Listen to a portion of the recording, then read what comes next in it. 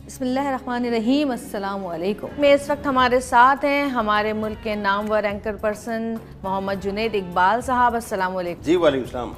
कैसे हैं आप? अल्हम्दुलिल्लाह बहुत अच्छा हूँ, आप बताएं कैसा गुजर रहा है रमज़ान? अरे फर्स्ट क्लास माशाल्लाह। आजकल तो गर्मी बहुत उरूज पर है। गर्मी शदीद है माशाल्लाह, और ज़ाहिर है मतलब ये इसी में तो मज़ा आता है ना। और मैं वो देखती रहती हूँ, बहुत सारे जो आपके क्लिप्स आते रहते हैं, तो दिल चाहता है कि जो टॉपिक आप कर रहे हैं उस पर बात की जाए लेकिन अब हमारा तो माशाल्लाह से रमज़ान इतना अच्छा, अल्लाह का शुक्र है, आहिस्ता आहिस्ता गुजर गया और अब थोड़ा सा ही रह गया है। तो जाते जाते नहीं, ये मेरी कोताही रही कि मैं उस तरह से आपको वक्त नहीं दे पाया। अरे नहीं, आपकी ट्रांसमिशन भी चल रही थी ना, लेकिन बस ये है कि वो ये है कि जितना हो गया बस अल्लाह कबूल कर ले। बहुत शुक्रिया, जज़ाकल्लाह। आज वालिदैन के हुकूक के बारे में हम बात करेंगे। माँ बाप के हुकूक क्या होते हैं, और बहुत सारी ऐसी औलादें हैं यहाँ पर जो कि इतनी बदनसीब हैं कि माँ बाप के होते हुए भी वो माँ बाप की जैसी दौलत से जो है ना महरूम हैं, उनके होते हुए भी। तो हम चाहते हैं कि आप बताएं कि कुरान और सुन्नत की रोशनी में अगर हम बात करते हैं वालिदैन के हुकूक की, तो हमें किस तरह के और कितने सख्त जो है अहकाम दिए गए हैं। देखें, बात यह है कि कुरान पाक में अल्लाह ताला ने अपनी इबादत के बाद कैटेगोरिकल जिस बात की तरफ तवज्जो दिलाई है वो वालिदैन के साथ एहसान करने, उनकी खिदमत करने की तरफ जो है वो तवज्जो दिलाई है। आप कुरान को उठा के देखिए, बड़ा रिपीटेडली अल्लाह ताला फरमाता है वबिल वालिदैन एहसाना, वबिल वालिदैन एहसाना, वबिल वालिदैन एहसाना। इसी तरह से अहादीस में आता है कि ये जो वालिदैन हैं ये तुम्हारी जन्नत भी हैं और तुम्हारी दोज़ख भी हैं। यानी अगर तुम इनको राज़ी रखोगे तो जन्नत के दरवाजे खुले हुए, और अगर खुदा न खास्ता इनको तुम नाराज़ कर दोगे तो तुम्हारे लिए दोज़ख के दरवाजे खुल जाएंगे। अच्छा, ये इतना जवेरिया लतीफ़ रिश्ता है, इतना खूबसूरत रिश्ता है कि अगर आप इसको समझने की कोशिश करें, आपको दुनिया में बहुत सारे रिश्ते नज़र आएंगे जो आते हैं और चले जाते हैं, लेकिन माँ और बाप ये दो रिश्ते ऐसे हैं कि जिनका कोई नेमुल बदल है ही नहीं कायनात में। यानी अगर आप ये कहें कि कोई माँ जैसी हो सकती है, माँ जैसी भी कोई नहीं हो सकती। कोई बाप जैसा हो सकता है, बाप जैसा भी नहीं हो सकता। माँ माँ है, बाप बाप है बस। और ये कायनात में दो रिश्ते ऐसे हैं कि जिसको आप कहीं और तलाश भी नहीं कर सकते। यानी आप ये चाहें कि मैं किसी के अंदर अपनी माँ तलाश कर लूँ, मैं किसी के अंदर अपना बाप तलाश कर लूँ, ना किसी के अंदर माँ मिलेगी ना किसी के अंदर बाप मिलेगा। वो माँ एक ही होती है जो आपको जनती है, वो बाप एक ही होता है जो आपका असली बाप होता है बस। अगर इससे बढ़ के कोई आपसे मोहब्बत करने की कोशिश करे या मोहब्बत दिखाने की कोशिश करे तो मोहब्बत नहीं है, फिर वो फिर दिखावा है। वालिदैन जो है वो इतना हसीन रिश्ता अल्लाह ताला ने अता किया है कि रसूल करीम सल्लल्लाहु अलैहि वसल्लम एक मरतबा मिंबर पर तशरीफ़ ले गए, तो आपने जब पहला कदम रखा तो आपने फरमाया आमीन। फिर आपने जब दूसरा कदम रखा फरमाया आमीन। फिर आपने जब तीसरा कदम रखा फरमाया आमीन।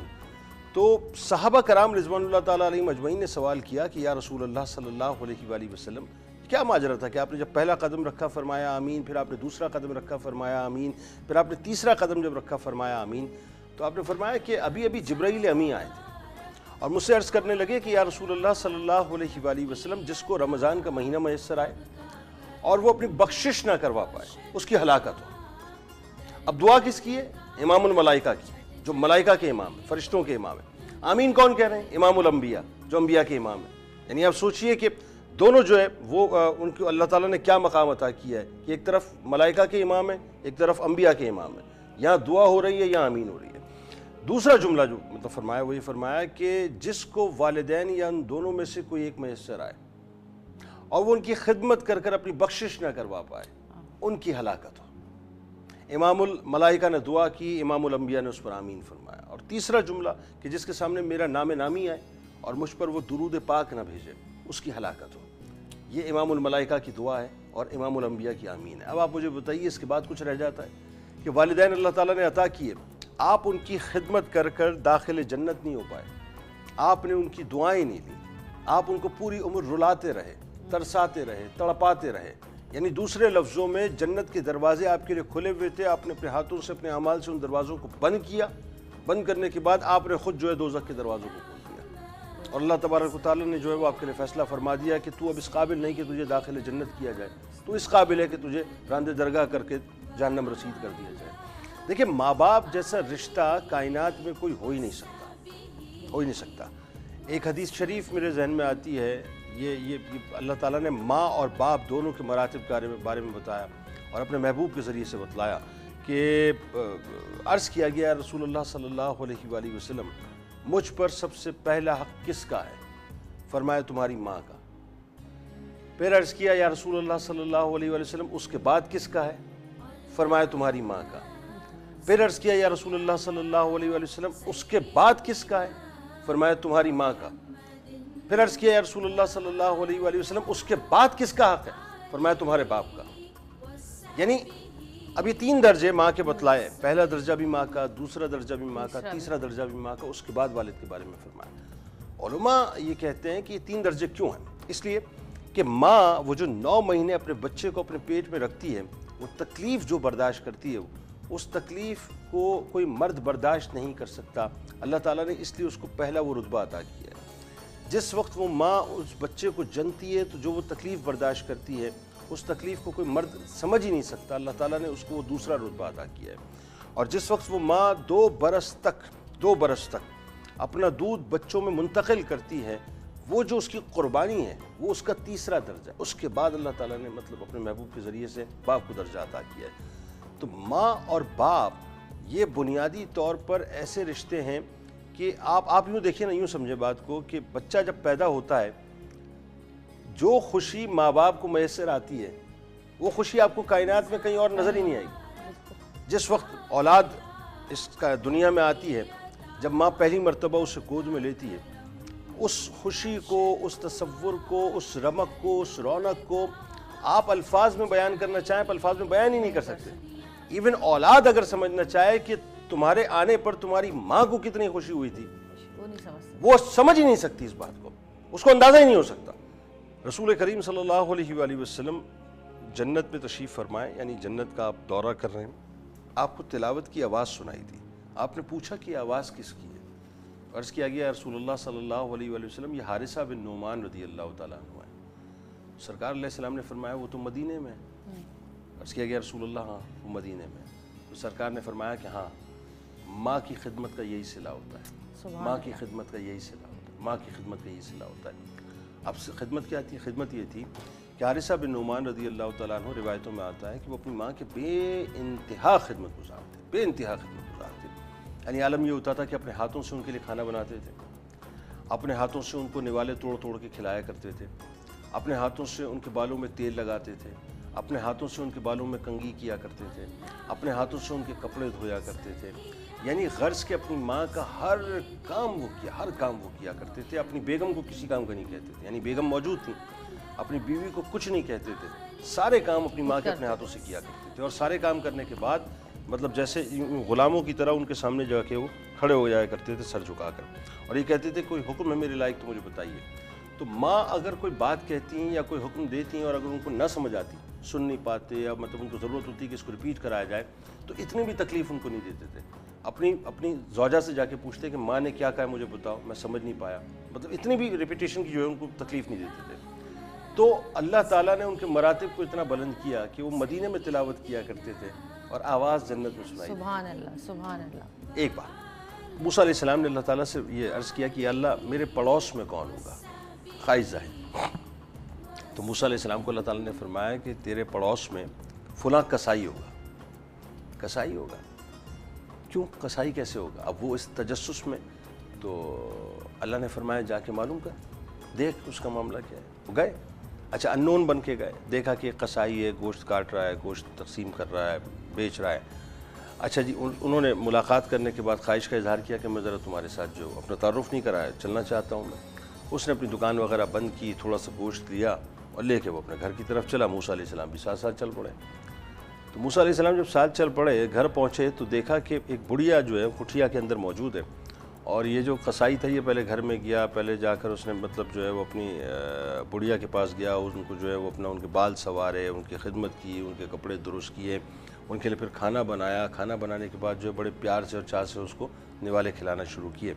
تو وہ بڑھیا فرط محبت میں دعائیں دیتی جاتی تھی اس کو کہ دیکھنا تجھے اللہ تعالیٰ موسیٰ علیہ السلام کا پڑوس عطا کرے گا، دیکھنا تجھے اللہ تعالیٰ موسیٰ علیہ السلام کا پڑوس عطا کرے گا، دیکھنا تجھے اللہ تعالیٰ موسیٰ علیہ السلام کا پڑوس عطا کرے گا۔ تو وہ جو دعائیں دے رہی تھی تو وہاں پہ موسیٰ علیہ السلام جو ہے وہ مسکرانا شروع ہو گئے. تو اس قصائی نے پوچھا کہ آپ مسکراتے کیوں ہیں؟ فرمایا جو تیری ماں دعا دے رہی ہے نا میں ہی موسیٰ ہوں. تو میں نے اللہ سے یہ پوچھا تھا کہ اللہ میرے پڑوس میں کون ہوگا، تو مجھے بتایا گیا کہ میرے پڑوس میں تو ہوگا. اچھا ایک اور چیز دیکھی گئی ہے کہ ماں جو ہے وہ اپنے غصے کا اور اپنے پیار کا بھرپور اظہار کرتی ہے. باپ نہیں کرتا. باپ نہیں کرتے. باپ جو ہیں وہ پیار بھی بہت کرتے ہیں لیکن وہ اس طرح سے اظہار نہیں کر پاتے جس طرح سے ماں کرتی ہے. وہ غصے میں بھی ہوتے تو ناراض ہو جاتے ہیں یا کبھی کبھی بول بھی دیتے ہیں، لیکن ماں سارا دن کچھ نہ کچھ بولتی رہتی ہے. تو باپ جو ہے وہ ویسے ہی دل میں اپنے بہت پیار اور وہ اس طرح کی برداشت. اصل میں باپ کا جو معاملہ ہے وہ یہ ہے کہ باپ کا رویہ نرینہ اولاد کے ساتھ اور ہے اور بیٹیوں کے ساتھ اور ہے. بالکل.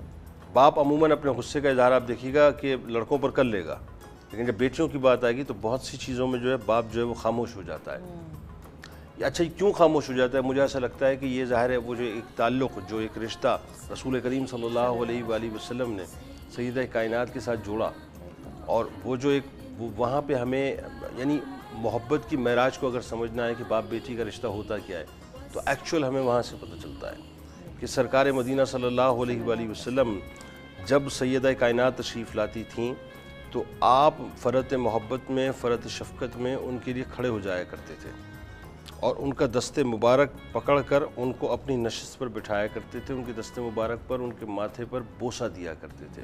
اور یہی معاملہ ظاہر ہے سیدہ کائنات کا تھا. تو جو باپ کی بیٹی کے ساتھ محبت کا معاملہ ہے وہ انٹائر ڈیفرنٹ ہے. بہت سی جگہوں پہ باپ اظہار بھی نہیں کر پاتا بیٹی کے سامنے تکلیف کیا ہو رہی ہے، پریشانی کیا ہے، کیونکہ وہ اس کا ایک نرم گوشہ اپنی بیٹیوں کے لیے ہوتا ہے. بہت جگہ پہ دیکھا گیا ہے کہ بیٹے جو ہیں وہ ماں باپ کو اکثر بہت زیادتی کرتے ہیں، تکلیف دیتے ہیں، گھروں سے نکال دیتے ہیں، اپنی فیملی، اپنی بیوی بچوں کے لیے ان کو دربدر کرتے ہیں. تو ایسا کیوں ہوتا ہے؟ یہ بیٹے ہی زیادہ کیوں کرتے ہیں؟ دیکھیں پتہ کیا میں آپ کو بتاؤں، یہ تو اتنی خطرناک ترین بات ہے یہ جو آپ فرما رہی ہیں، اور یہ ایسا ہوتا ہے. آپ ایڈی سینٹر چلے جائیے، آپ مختلف جگہوں پہ چلے جائیے، آپ کو بہت سے اولڈ ہاؤسز کے اندر جو ہے ماں باپ ملیں گے اور آپ ان سے پوچھیں کیا ہوا، بیٹے نے جو ہے وہ آیا کہہ کے چھوڑ دیا، آپا کہہ کے چھوڑ دیا، نوکرانی کہہ کے چھوڑ دیا، ڈسون کر دیا، پاگل ہے، دیوانی ہے، مجنون ہے، باپ کو چھوڑ دیا، نکال دیا. جائیدادوں کے لیے کرتے ہیں. یہ ایکچولی مجھے لگتا ہے کہ یہ دو چیزیں اس میں. ایک بات تو یہ کہ آپ یا تو وہ جو والدین ہیں انہوں نے اپنے ماں باپ کے ساتھ کچھ کیا تو اس کے نتائج ان کو جو ہے اپنی اولاد کی صورت میں نظر آ رہے ہوتے ہیں. ایک تو بات یہ ہے کیونکہ یہ مکافات عمل جو ہے نا یہ قدرت کا ایک قانون ہے. اچھا یہ نہیں تو دوسری بات یہ اللہ کی طرف سے آزمائش بھی ہوتی ہے. بھائی نوح علیہ السلام کے یہاں کنعان تھا، وہ ایک آزمائش تھی نوح علیہ السلام کے لیے، تو مقصد یہ ہے کہ وہ ایک آزمائش بھی ہوتی ہے. لیکن اس میں جو سب سے بڑا نقصان ہے وہ اولاد کا خود کا ہے. اولاد یہ سمجھتی ہے کہ میں اپنی بیوی بچوں کو لے کر اپنی زندگی اچھی گزار لوں گا، بظاہر اس کو شاید ہو سکتا ہے دنیا بہتر لگے بظاہر بعد میں لیکن اسے تیار رہنا چاہیے کہ پھر اس کی اولاد جو ہے کسی موقع پہ اس کو عیدی ہوم لے کے جائے گی، اس کو جو ہے وہ اپنا کسی جگہ اولڈ ہاؤس کے اندر جمع کرا کے آئے گی. دنیا تو اس کی خراب ہونی ہے. لیکن یاد رکھیے ماں باپ کے جو دل دکھانے کا معاملہ ہے نا یہ اتنا شدید ترین گناہ ہے کہ اللہ تبارک و تعالیٰ اس کی پکڑ اتنی سخت فرماتا ہے کہ آپ کا تصور ہو کہ جی وہ کیا ہوتا ہے. اور اللہ تعالیٰ دیکھیں بڑی سمپل سی بات ہے، جب اللہ نے فرما دیا تمہاری جنت بھی اور دوزخ بھی، بڑی سمپل بات ہے نا. اس کا مطلب یہ ہے جو چاہے چن لیں، جو چاہے چن لیں. بھائی اللہ نے فرمایا، اللہ کے محبوب نے فرمایا، تو یہ بات ہمیں سمجھ میں آ جانی چاہیے کہ اپنے محبوب کے ذریعے سے ایک بات اللہ تعالیٰ نے فرما دی. اب یہ بڑی اسٹیمپڈ بات ہے، اس میں کوئی دوسری بات ہی نہیں ہے. اب چاہو تو ان کو اپنی جنت بنا لو، چاہو تو دوزخ بنا لو. خدمت کرو گے جنت بن جائے گی، قریب رکھو گے جنت بن جائے گی، پیار کرو گے جنت بن جائے گی، دعائیں لو گے جنت بن جائے گی، ان کی دستبوسی کرو گے جنت بن جائے گی، ان کا خیال رکھو گے جنت بن جائے گی، ان کو سینے سے لگا کے رکھو گے جنت بن جائے گی، ان کے لمس کو محسوس کرو گے جنت بن جائے گی، ان کو مسکرا کر دیکھو گے جنت بن جائے گی، ان کو فوقیت ہر رشتے کے اوپر دو گے اللہ تعالیٰ جنت بنا دے گا. اور آپ ان کو ڈسون کرنا شروع کر دیں، دوزخ بنانا شروع کر دیں. آپ ان کو نفرت سے دیکھنا شروع کر دیں، دوزخ بنانا شروع کر دیں. آپ ان کو جو ہے حقارت سے دیکھنا شروع کر دیں، دوزخ بنانا شروع کر دیں. آپ ان کو جو ہے دھتکارنا شروع کر دیں، دوزخ بنانا شروع کر دیں. آپ ان کو گھر سے نکال دیں، دوزخ بنانا شروع کر دیں. آپ ان کو جو ہے پریورٹی نہ دیں، دوزخ بنانا شروع کر دیں. آپ ان کو جو ہے وہ آپا آیا ماسی کہہ کر جو ہے وہ کسی اولڈ ہاؤس میں جمع کرا دیں، دوزخ بنانا شروع کر دیں. آپ ان کا دل دکھانا شروع کر دیں، دوزخ بنانا شروع کر دیں. تو یہ اختیار آپ کے ہاتھ میں، چاہے تو جنت لے لیں چاہے تو دوزخ لے لیں، بالکل لیکن ماں باپ کا رشتہ دنیا میں سب کچھ مل جائے گا. میں ایک جملہ کہتا ہوں، باپ جو ہے نا، باپ وہ آپ کی دنیا کے اندر پہلا مرشد ہوتا ہے. پہلا مرشد، لوگ کہتے ہیں نا میرا مرشد، پہلا مرشد آپ کا باپ ہوتا ہے، بے شک جو آپ کو انگلی پکڑ کے چلنا سکھاتا ہے. سکھاتا ہے. آپ کو انگلی پکڑ کے چلنا سکھاتا ہے. بچہ جب کرالنگ کرتا ہے، آپ نے دیکھا بچے کو کرالنگ کرتے ہوئے، ظاہر ہے آپ تو مطلب صاحب اولاد ہے، بچہ کیسے کرالنگ کرتا ہے؟ وہ کرال کرتے کرتے جب وہ چلنا شروع ہوتا ہے، وہ پہلا قدم جب وہ اٹھتا ہے گرتا ہے، اٹھتا ہے گرتا ہے، اٹھتا ہے گرتا ہے، تو ماں اور باپ کیسے تھامتے ہیں اس کو؟ بالکل اور ایک وقت ایسا آتا ہے کہ وہ جب آہستہ آہستہ چلنے کی کوشش کرتا ہے اور نہیں چل پاتا، تو ماں اور باپ ہوتے ہیں جو اپنے پاؤں کے اوپر اس کے قدم رکھتے ہیں، اور پھر اس کے بعد جو ہے اس کو آہستہ آہستہ چلانا شروع کرتے ہیں، اس کو بتاتے ہیں کہ بیٹا پہلا قدم رکھنا کیسے. تو جو ماں باپ زندگی میں اس کو پہلا قدم رکھنا سکھائیں، چلنا سکھائیں، اس کو یہ بتائیں کہ کھڑا ہوا کیسے جاتا ہے. جب وہ اولاد بڑی ہو جاتی ہے تو کہتی ہے کہ اب میں نے سب کچھ کیا ہے، میری ترقی ہے، میرا نام ہے، میرا مقام ہے، تمہاری اوقات کیا ہے، تمہاری حیثیت کیا ہے. انسان کو یاد رکھنا چاہیے کہ وہ پہلا قدم جنہوں نے چلنا سکھایا تھا، ساری ترقیاں انہی کی وجہ سے ہیں. بے شک جو کچھ ملا ہے اللہ تعالیٰ نے، جو کچھ بھی دیا ہے، وہ سب انہی کی وجہ سے. بالکل آج اگر تم نے ان کو فراموش کیا، کل اللہ تبارک و تعالیٰ تمہاری اولادوں کے ذریعے سے تمہیں فراموش کروا دے گا. بالکل صحیح کہا، بالکل صحیح کہا. بہت ہی اچھی بات کی آپ نے. اور اللہ پاک ان تمام لوگوں کو جو کہ اپنے ماں باپ کا حق ادا نہیں کرتے، ان کے ساتھ زیادتیاں کرتے ہیں، اللہ پاک ان سب کو ہدایت دے اور ہمیں اپنے ماں باپ کے سائے میں رکھے. کیونکہ ماں باپ جب تک زندہ ہیں، جب تک ہماری زندگیاں جو ہیں وہ ان کی دعاؤں سے جو ہے دعاؤں سے جو ہے دعاؤں کے سائے میں ہیں. اور کہتے ہیں کہ جب ماں باپ اس دنیا سے چلے جاتے ہیں تب بھی ان کی دعائیں جو ہیں وہ ہمارے لیے اس دنیا میں ہمارے لیے آسانیاں پیدا کرتی ہیں. تو اللہ پاک ہمیں ہمارے ماں باپ کی خدمت کرنے کا جو ہے توفیق دے، موقع دے، اور زیادہ سے زیادہ ہم اپنے ماں باپ کی خدمت کریں. آمین ثم آمین. اور اسی دعا کے ساتھ کہ اللہ پاک ہمارے ماں باپ کو صحت و تندرستی عطا فرمائے اور ان کی مرادیں پوری کرے، ان کی دلی خواہشات پوری کرے، ان کی تکلیفیں دور کرے. اسی دعا کے ساتھ ہم خداحافظ کہتے ہیں. بہت شکریہ جنید بھائی آپ کا. آپ جب بھی آتے ہیں بڑی اچھی باتیں کرتے ہیں اور آپ کا انداز بیاں بڑا خوبصورت ہے. اللہ پاک آپ کو اس کا اجر دے. تھینک یو جی، بہت شکریہ، جزاک اللہ. اب ہم چلتے ہیں اپنے اگلے سیگمنٹ کی طرف. دیکھتے رہیے گا. رمضان مبارک.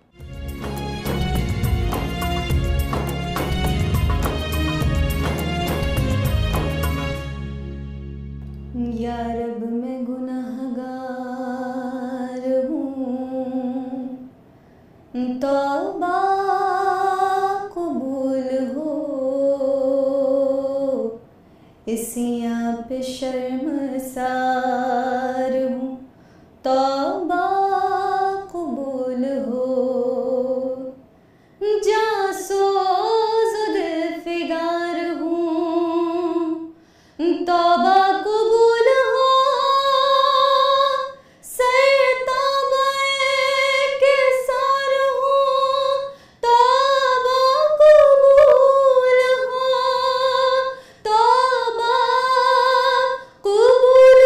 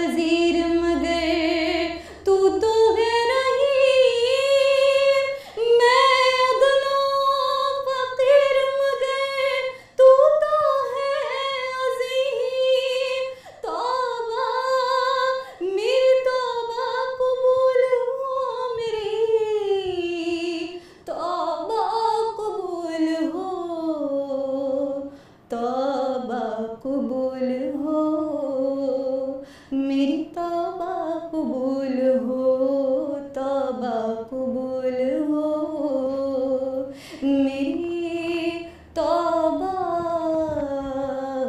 قبول ہو. آمین آمین.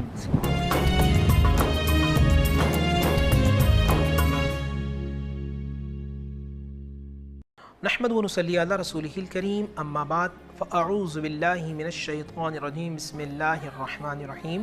تمام تعریفیں اللہ سبحانہ و تعالیٰ کے لیے اور درود و سلام ہو اللہ کے رسول ہم سب کے آقا مولا تاجدار مدینہ تاجدار ختم نبوت حضور محمد مصطفیٰ صلی اللہ علیہ وآلہ وسلم.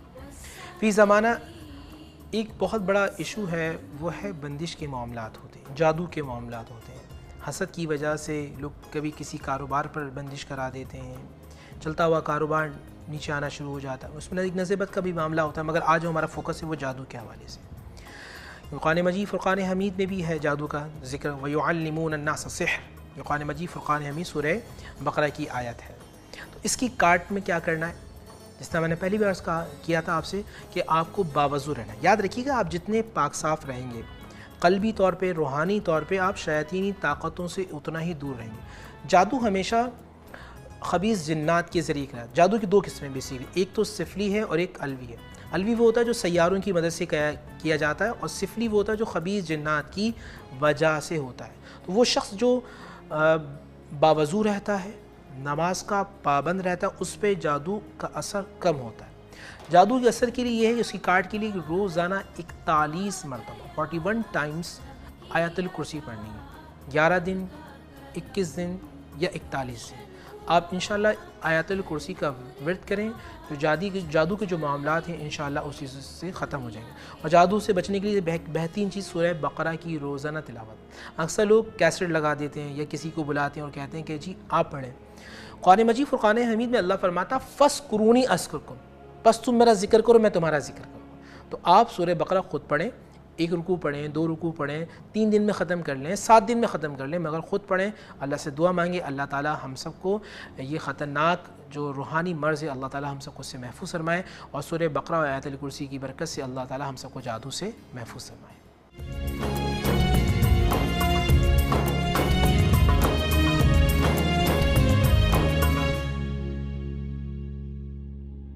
جی ناظرین، وقت ختم ہو چکا ہے پروگرام کا، اور کبھی میرا پروگرام 1 گھنٹے سے زیادہ کا ہوتا ہے، کبھی 1 گھنٹے کا ہوتا ہے، کبھی اس سے کم کا ہوتا ہے.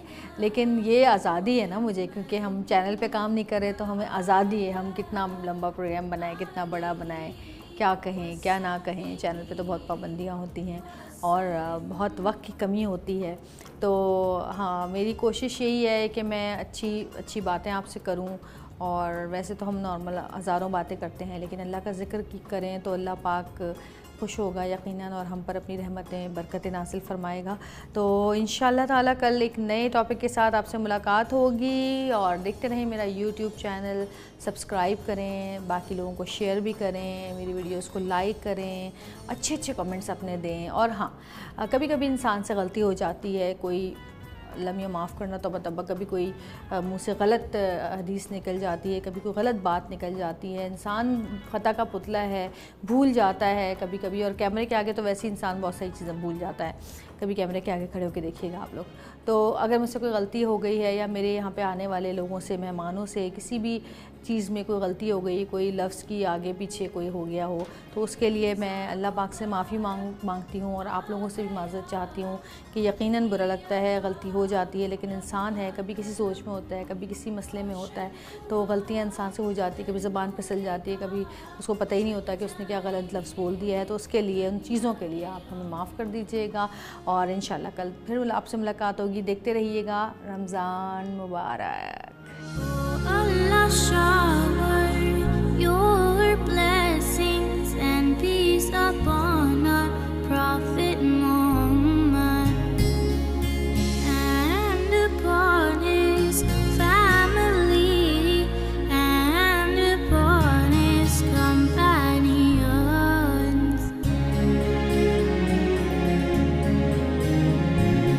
Allahumma salli ala Sayyidina محمد